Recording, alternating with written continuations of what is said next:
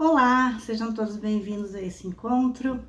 É uma grande satisfação, uma grande responsabilidade, uma grande honra estar aqui hoje com vocês, falando pela Congregação Espírita Evangélica, chegando em cada casa, em cada lar, em cada ambiente de trabalho, especialmente em cada coração desejoso, como nós, de evoluir no aprendizado. O meu nome é Isabel e os meus amigos, como vocês também o são, me chamam de Belinha. E hoje vamos fazer juntos algumas reflexões do livro que estamos estudando, O Pão Nosso, de Emmanuel, que chegou até nós através da psicografia de Chico Xavier. Como tudo que se faz, em nome do Cristo, se inicia com a oração, invocando luz, invocando discernimento, humildade, bondade em nossos corações. Que os ensinamentos provocados no dia de hoje reverberem durante essa semana, trazendo a todos nós mais entendimento, mais consciência. E para ratificar essa nossa intenção, nos declaramos, em nome de Jesus, orando: Pai nosso, que estais nos céus, santificado seja o vosso nome. Venha a nós o vosso reino, seja feita a vossa vontade, assim na terra como no céu. O pão nosso de cada dia nos dai hoje. Perdoai as nossas dívidas, assim como nós perdoamos aos nossos devedores. E não nos deixeis cair em tentação, mas livrai-nos do mal, porque vosso é o reino, o poder e a glória para todo sempre. Que assim seja. Bem, então façamos hoje algumas reflexões sobre o capítulo 162 do livro O Pão Nosso. Capítulo desafiador, cujo título é Manifestações Espirituais. Esse capítulo inicia com a citação da primeira carta de Paulo aos Coríntios, no capítulo 12, e a citação é do versículo 7, diz assim: Mas a manifestação do Espírito é dada a cada um, para o que for útil. E se formos ler esse capítulo diretamente na carta de Paulo, percebemos que o apóstolo dos gentios dá à comunidade de Corinto algumas instruções pertinentes às manifestações espirituais, ou intercâmbio espiritual, ou mediunidade, sendo que essa palavra mediunidade, evidentemente, não é citada no Evangelho, pois foi cunhada por Kardec por ocasião da codificação lá no século XIX. Mas o fato de não existir a palavra não significa que não haviam as manifestações, justamente o contrário, como vemos na carta de Paulo.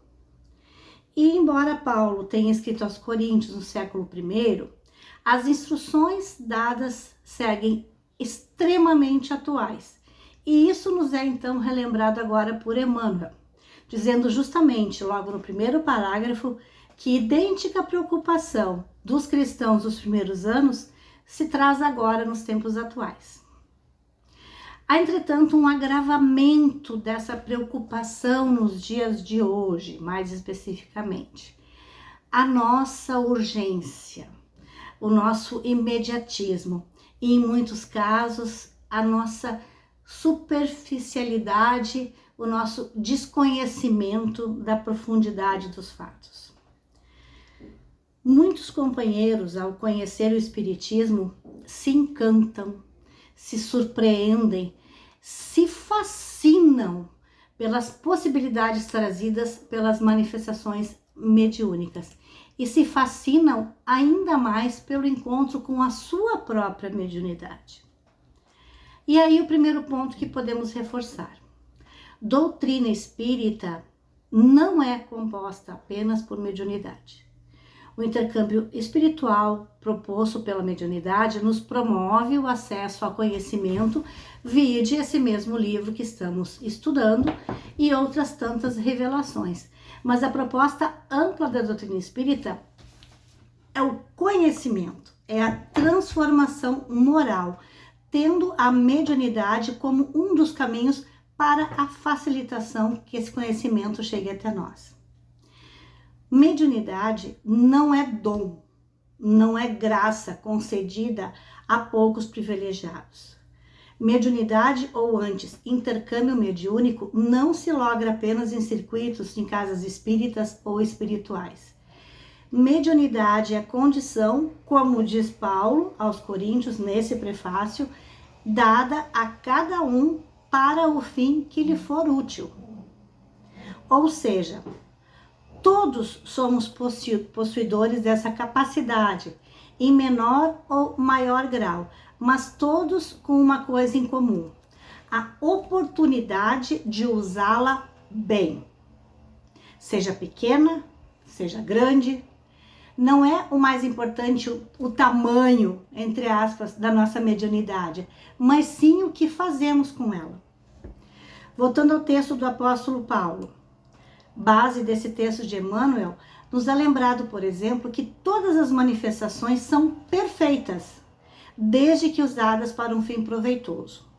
O apóstolo lembra que haverão aqueles que nos trarão palavras de sabedoria e um parênteses. Quem não se lembra daquele amigo que disse em determinado momento, com carinho, exatamente a palavra que precisávamos ouvir?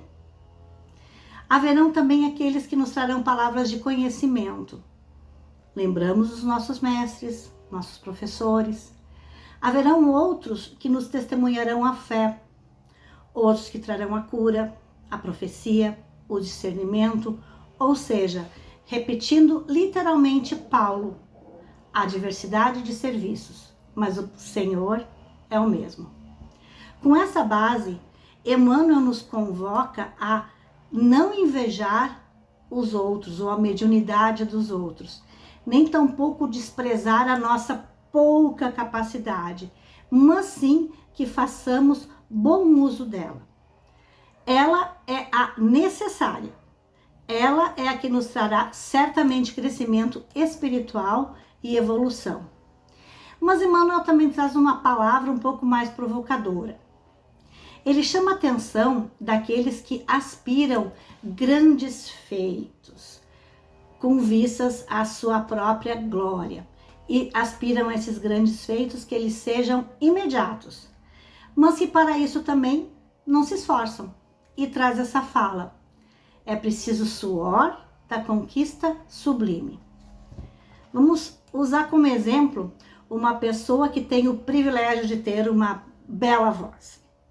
Basta ser grande na sua capacidade vocal para ser grande no seu ofício? Não. Se quiser ser grande, pretenderá certamente estudar, trabalhar, educar sua voz, conhecer as notas, conhecer as harmonias, educar-se. Da mesma forma, pessoas que não foram agraciadas com vozes melodiosas poderão também, com seu esforço, seu estudo, sua dedicação, seu treino, serem apreciadas no seu canto e poderem exercer a sua capacidade de cantar e espantar os seus males. Assim, da mesma forma, sim, mediunidade também se educa, também se aprimora. O estudo sério, disciplinado, tendo como base o Evangelho de Jesus, seus ensinamentos, agregados às revelações da doutrina espírita, propiciarão o desenvolvimento saudável e seguro da nossa capacidade de intercâmbio mediúnico ou intercâmbio espiritual. Agora entendamos também qual é o fim útil a que se refere o apóstolo. Entendendo a verdade desses fatos, entendendo os motivos, parece claro que mediunidade não é algo a ser vendido, a ser trocado, ou bem que se possa ser dado como escambo, nem mesmo algo que possa ser usado para a sua glória, o seu engrandecimento pessoal perante os outros. O fim do intercâmbio mediúnico é único, é a evolução de cada um, evolução espiritual de cada um e evolução da humanidade. Não há outro. Emmanuel segue no seu texto, no livro Pão Nosso, dizendo: enriqueça o homem a sua própria iluminação íntima. Intensifique o poder espiritual através do conhecimento e do amor. E entraremos na posse de tesouros eternos de modo natural, de forma natural, sem forçar-se nada, isso virá naturalmente.